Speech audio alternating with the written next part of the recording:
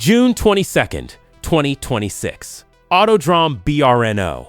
The most expensive lie in modern racing just got exposed by the one man who was never supposed to crash. Marquez goes down. Hard. During testing of the brand new prototype, he finds the gravel trap. The factory spin doctors immediately push a comfortable narrative to the press corps. They claim he simply pushed the incoming 850cc engine too far during a standard evaluation day. Don't believe them for a second. The official press releases are entirely focused on engine displacement limits and tighter aerodynamic regulations. That's a coordinated smokescreen designed to protect the engineering departments. Marquez himself detonated that excuse hours later. He looked straight at the television cameras and confessed something that should terrify every team manager sitting on pit wall. The engine size doesn't matter. The horsepower reduction means nothing. Nothing. The real power shift for 2027 is happening under the chassis where the rubber meets the asphalt. And this transition accidentally hands the most violent braking weapon in the entire sport to Toprak Razgatlioglu. Right now, the entire MotoGP paddock is burning hundreds of millions of dollars developing next-generation machinery. The technical regulations mandate a brutal reset for the upcoming season. Engine capacity drops from the current 1,000 cubic centimeters standard down to a restricted 850 cubic centimeters platform. This forces a complete redesign of the aerodynamic packages, because less horsepower means aerodynamic drag becomes a huge penalty on the straightaways. Ride height devices face an outright ban, and Michelin loses its monopoly, replaced by Pirelli as the sole tire supplier for the Premier class. The corporate line insists this major overhaul creates a level playing field for everyone. It doesn't. You're watching a political cover-up disguised as a technical evolution. Manufacturers want you staring at their shiny new engine blocks because acknowledging the tire situation means admitting they lost control over vehicle dynamics. The dominant factories spent a decade building bikes that depend heavily on Michelin rubber. They constructed intricate mechanical ecosystems to force the motorcycle into the ground based on a very specific chemical grip profile. Now that entire ecosystem is collapsing around them. The rider currently drowning in the middle of this collapse is a 3-time World SBK champion sitting in the Prima Pramac Yamaha garage. He's desperately trying to decode a front tire that violently rejects his natural riding style. Look closely at exactly what happened at BRNO. Marquez recently signed a long-term contract, keeping him with the factory Ducati Lenovo team through 2028. He owns the keys to the kingdom. He rolled out of pit lane on a specialized prototype equipped with Pirelli tires. Boom! He washed out the front end. The telemetry screens flashed red. This wasn't a minor setup mistake or a simple rider error caused by pushing the braking marker too deep. Marquez admitted out loud that this was a crash he never experienced on the Michelins. His brain processed the corner entry speed correctly. His muscle memory applied the exact right brake pressure at the lever. But the physical physics of the motorcycle simply rejected his input. The feedback loop failed completely. Why does this happen? Because the current Michelin front tire allows a rider to trail brake deep toward the apex with precise modulation, squatting the chassis to find structural grip. The Pirelli demands an entirely different mechanical language, featuring different carcass deformation and feel on corner entry. Marquez felt that difference immediately. He sacrificed his own Sunday test session to find that limit. He realized instantly that every veteran on the grid must reprogram 10 years of deeply ingrained muscle memory. So how did things get this bad? Subscribe to this channel and you'll start noticing how many structural failures like this happen right under your nose. August arrives. The paddock travels to Silverstone. Marquez decides to stop playing the diplomatic PR game altogether.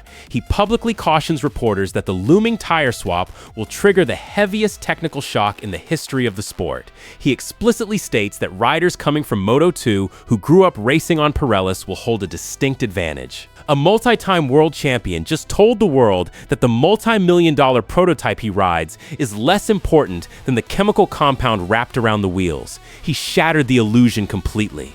Factories dedicate extensive aerodynamic departments to shaving a single tenth of a second off drag resistance. They hide new swing arm designs under carbon fiber covers to prevent industrial espionage from rival garages. Yet the singular component dictating the entire future of the grid is a standard front tire. Marquez understands the political power at play here. He knows younger athletes possess a distinct edge because their brains lack hardwired expectations about traction limits. They don't have to unlearn the Michelin stiffness. But he also knows exactly who currently sits on the Yamaha and possesses more Pirelli experience than the rest of the grid combined. We need to understand why Toprak currently looks so constrained on track. The current season opened with Pramac Racing Team manager Gino Borsoi calling this a learning and survival year for their high-profile recruit. Survive. He didn't say manage. He didn't say develop. He used the word survive. That isn't the language of a rider who trusts his engineers. That's a team describing a fundamental mechanical mismatch. Toprak spent the entire first half of the season fighting front-end feel and adaptation challenges on the Yamaha YZR M1. The Michelin rubber refuses to tolerate his signature late-braking aggression. The tire walls vibrate under the intense vertical load he applies, deflecting the energy instead of absorbing it. The Japanese engineers told him to change his style. They demanded he ride smoother. They printed out telemetry data proving his technique was wrong for their motorcycle. Classic. Instead of building a machine around a generational talent, they tried forcing a square peg through a round hole. Sound familiar? Toprak is bleeding lap times, trying to mimic the flowing corner speed that the current rubber demands. The disrespect goes far deeper than just incompatible machinery. When Toprak arrived in the Premier class, he brought immense international influence and multiple world titles. What did the establishment do? They stripped him of his core identity. Firmin Aldeguer already held the rights to the number 54, so Toprak opted to run the number 7. They made him swap out the digits that defined his entire commercial brand, his merchandise, and his global fan base. It sounds trivial to an outsider. It isn't. Hard to believe. This was a psychological boundary test. It was the paddock reminding a Superbike champion that he's just an unproven rookie in their house. They wanted him humbled. They wanted him compliant. When you look at the timing screens and see a 1.3-second gap during his public Valencia debut, the narrative practically writes itself.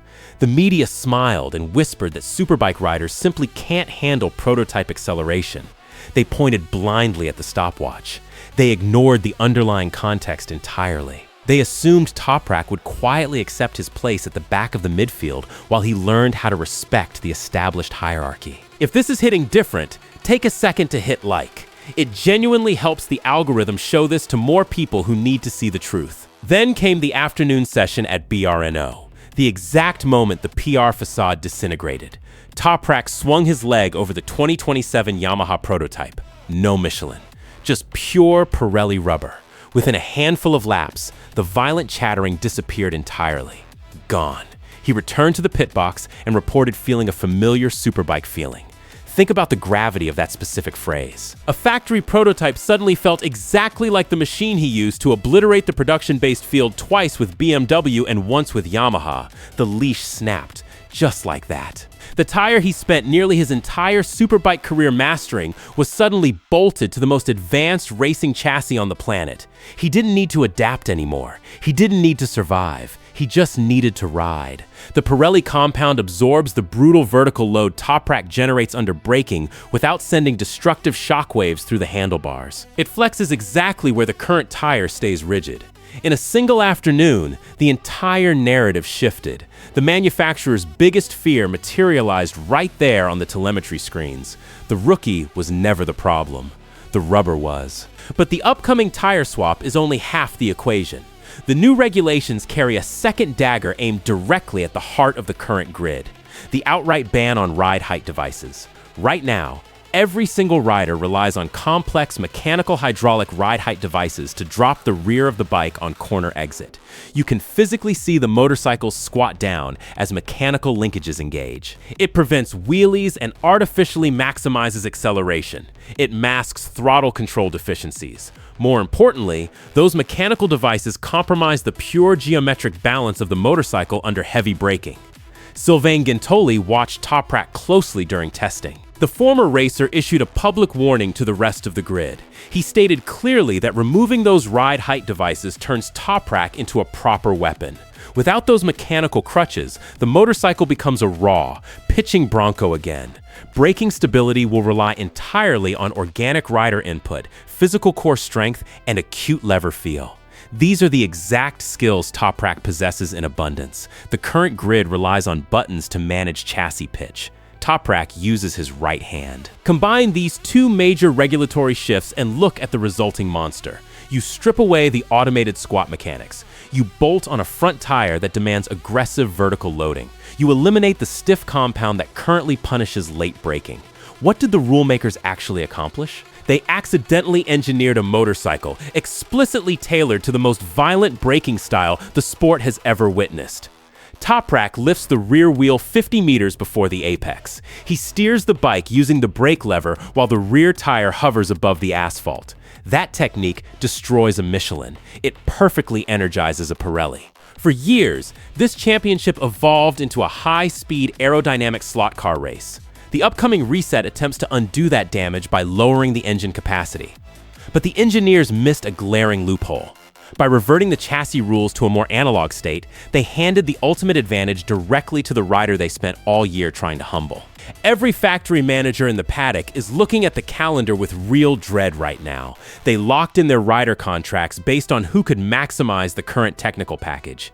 Ducati secured Marquez. They bet the house on his ability to dominate the current era. Done. But Marquez himself is sounding the alarm. He crashed the new bike. He felt the chemical difference in the rubber. He knows exactly what happens when you give a generational talent the right weapon. The financial cost of ripping up the current playbook is steep. Yamaha is sitting on a gold mine, quietly waiting for the calendar to turn. Borsoi knows his rider is just biding his time. Next year changes the entire paradigm. The current hierarchy is a paper tiger built on chemical grip and remaining ride height mechanics. When you pull those two pins out of the grenade, the entire grid resets overnight. The established veterans will spend the first half of the year fighting their own muscle memory. They'll crash exactly like Marquez did. They'll complain about front-end feel. They'll demand their engineers fix a problem that can't be fixed with software updates. And while they're stuck in the pits analyzing suspension data, a three-time champion with the number 7 on his fairing will be doing exactly what he has always done, braking later than humanly possible. The establishment tried to put Toprak in a box. He had to adapt to new technical expectations. He had to adapt to the regulation tires. They told him to learn his place. Now the rules are changing, and they just handed him the keys to the asylum. If any of this stuck with you, like and subscribe. There's so much more to uncover.